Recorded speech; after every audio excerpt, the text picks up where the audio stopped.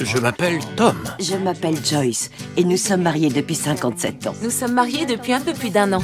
20 ans. 25 ans. 40 ans. 7 ans, 8 mois et 13 jours. 14 jours. 14 jours. Exprimer son amour se fait en rendant service. C'est un coup de fil, un courriel ou un message sur Facebook ou autre. Sourire, se serrer dans les bras. Nous faisons cela tout le temps. Il m'ouvre toujours la porte. Il fait le dîner pour nous. Cela nous aide à rester forts, à rester ensemble. C'est comme cela que j'exprime mon amour, sandwich et bougie. Ce que j'apprécie vraiment chez lui, c'est qu'il m'aide à prendre du recul. De combien de façons je t'aime? Laisse-moi compter. Ces pierres sont une expression de notre amour. Normalement, j'en lis un pendant que les enfants crient derrière. Nous voulons travailler très dur pour adoucir ces aspérités. Pas juste une cuillerée, une louche remplie d'amour tous les jours. Il y a toujours beaucoup d'humour dans notre relation. C'est cela, c'est l'humour. Oui, bien sûr. Bien sûr, nous avons tous les deux des aspérités. Nous avons tous les deux des aspérités. C'est un travail d'équipe.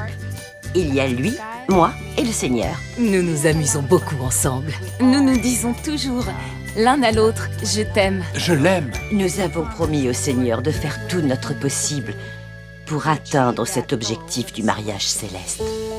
J'ai appris de ma femme l'importance de montrer son amour. Je me souviens qu'un jour, j'ai pris des confettis obtenus en perforant du papier et je les ai numérotés de 1 à 100. Au dos de chacun, j'ai écrit un message, un mot sur chaque rond. Je les ai ensuite rassemblés et mis dans une enveloppe. Je me suis dit qu'elle allait bien rire. Quand elle est décédée, j'ai découvert dans ses affaires personnelles combien elle appréciait les messages simples que nous échangions.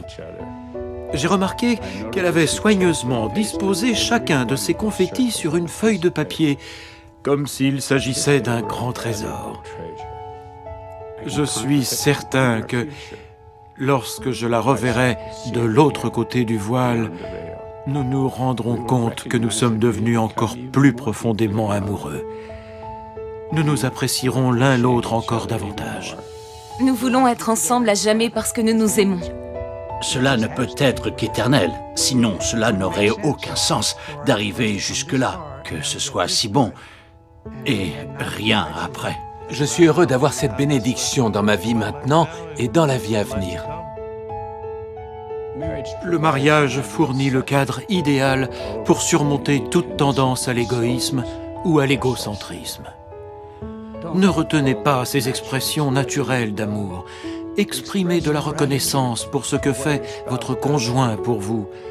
Exprimez souvent cet amour et cette reconnaissance. Cela rendra la vie plus belle, plus agréable et plus pleine de sens. Ayez foi en ses promesses et vivez de manière à en être digne.